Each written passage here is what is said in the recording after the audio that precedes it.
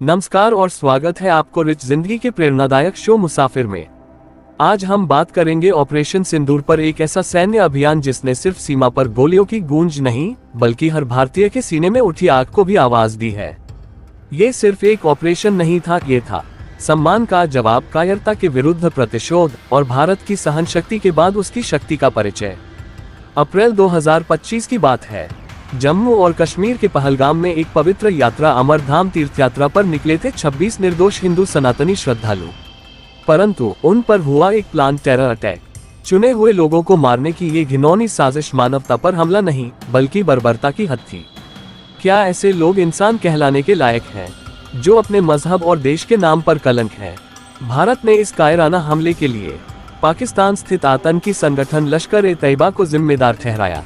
पाकिस्तान ने हमेशा की तरह इनकार किया। एक दौर था जब आतंकवादी संगठन खुद हमलों की जिम्मेदारी लेते थे। आज के भारत से डरते हैं क्योंकि अब नेतृत्व हाथ में है नरेंद्र मोदी जैसे निर्णायक नेता के। 6 मई 2025 भारत ने शुरू किया ऑपरेशन सिंदूर, एक ऐसा सटीक और शक्तिशाली सैन्य अभियान जिसमें पाकिस्तान और पीओके में स्थित 9 आतंकवादी ठिकानों पर मिसाइल हमले किए गए।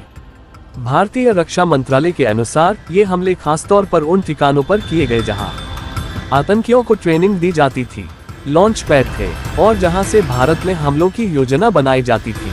वो 9 ठिकाने जहां भारत ने वॉरहेड्स गिराए। 1 मार्का सुभान अल्लाह, बहावलपुर जैश-ए-मोहम्मद का training camp. 2 Lashkar e Taiba camp Murid के।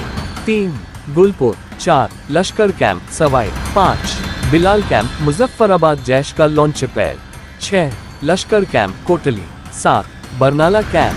8 जैश कैंप सारजाल। 9 हिजबुल मुजाहिदीन कैंप मेहमुना सियालकोट। भारतीय मीडिया रिपोर्ट्स के अनुसार 70 से अधिक आतंकवादी मारे गए, 60 से ज्यादा गंभीर रूप से घायल हुए। इस ऑपरेशन में इस्तेमाल हुए थे फ्रांस निर्मित स्कैल्प और हैमर मिसाइलें, जो अपनी सटीकता और गहराई तक पहुंचने की क्षमता के लिए जानी जाती हैं।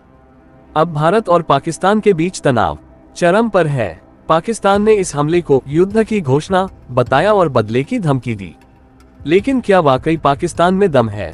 सालों से सिर्फ धमकी देते आ रहे हैं, हमारे पास न्यूक्लियर बम है, हम ये कर देंगे, वो कर देंगे। पर सवाल तो आम जनता भी पूछने लगी है, आखिर ये बम है कहाँ? एक सभ्य और सशक्त देश धमकियां नहीं देता, जवाब देता है।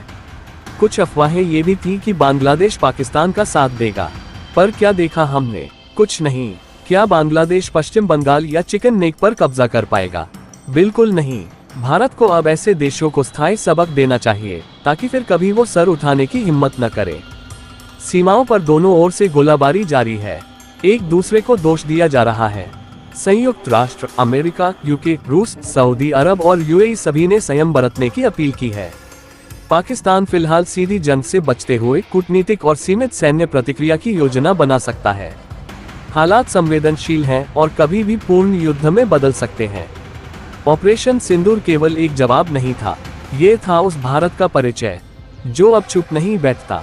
ये घटना साबित करती है कि एक आतंकवादी हमला 2 परमाणु शक्तियों के बीच कैसी भयंकर स्थिति पैदा कर सकता है। तो आज के मुसाफिर कार्यक्रम में हमने जाना साहस का मतलब, बलिदान का मूल्य और प्रतिशोध की गरिमा। अगर आपको लगता है कि भारत ने सही किया तो कमेंट में अपनी राय जरूर दें। और याद रखें, देशभक्ति केवल एक भावना नहीं बल्कि एक जिम्मेदारी है। जय हिंद। आपका साथ हमेशा चाहिए, इसलिए रिच जिंदगी को सब्सक्राइब करें और मुसाफिर की इस यात्रा में हमारे हमसफर बने।